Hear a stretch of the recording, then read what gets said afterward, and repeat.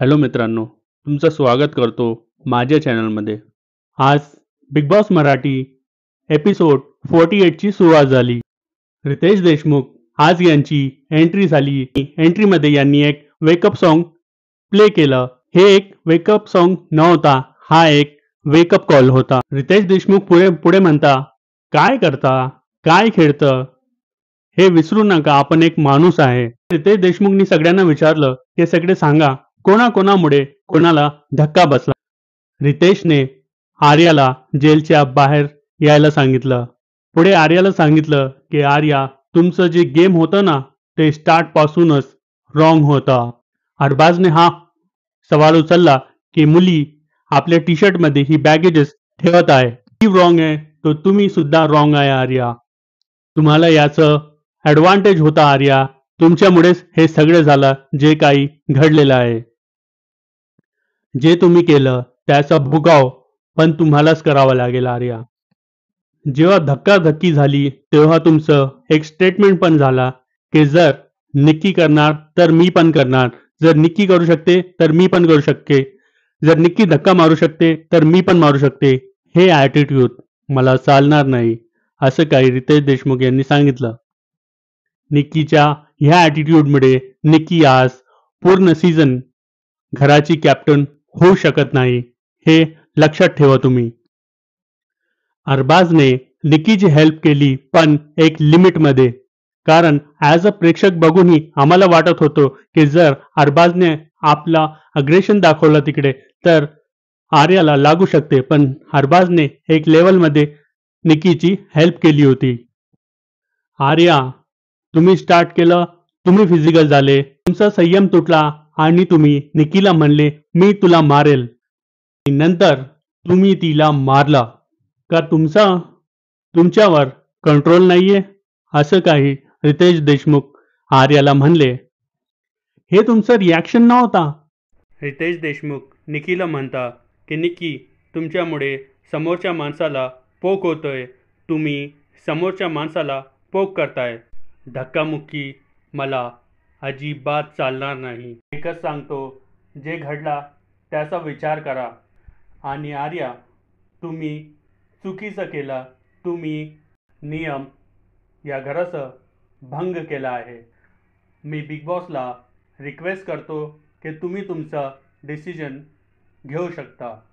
निक्की म्हणते, sir, end of the day ती माझी कॉम्पिटिटर आहे आणि मला वाटते की बिग बॉसनी तिला घरातून बाहेर काढावं.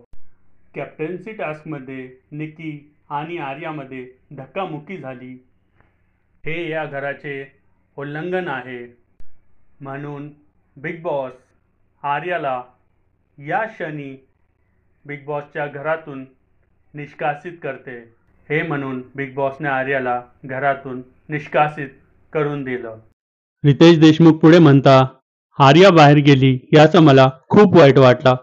बिग बॉसचे काही रूल्स आहे, ती घराबाहेर गेली, कोणाला गुड बाय पण बोलता आलं नाही तिला. हा जे व्हायलन्स आहे, हे मी किंवा कलर्सचे मेकर्स हे व्हायलन्स टीव्हीवर दाखवू शकत नाही. आम्हाला हा निर्णय स्वतः घ्यावा लागला. पुढे रितेश देशमुख म्हणाले की टास्क रद्द झाला, कोणी हा टास्क सिरियस घेतला नाही. रितेश देशमुख पुढे म्हणाले, असं वाटू देऊ नका की हे यावेळी झाला पण पुढच्या वेळी होणार नाही, याची तुम्ही सगळे हाऊसमेट्स काळजी. तुम्ही सगळे टास्कमध्ये गोंधळ घालता. एक लक्षात ठेवा, नॉमिनेशन टास्क हा महत्त्वाचा असतो, तसंच कॅप्टन्सी टास्क सुद्धा महत्त्वाचा असतो.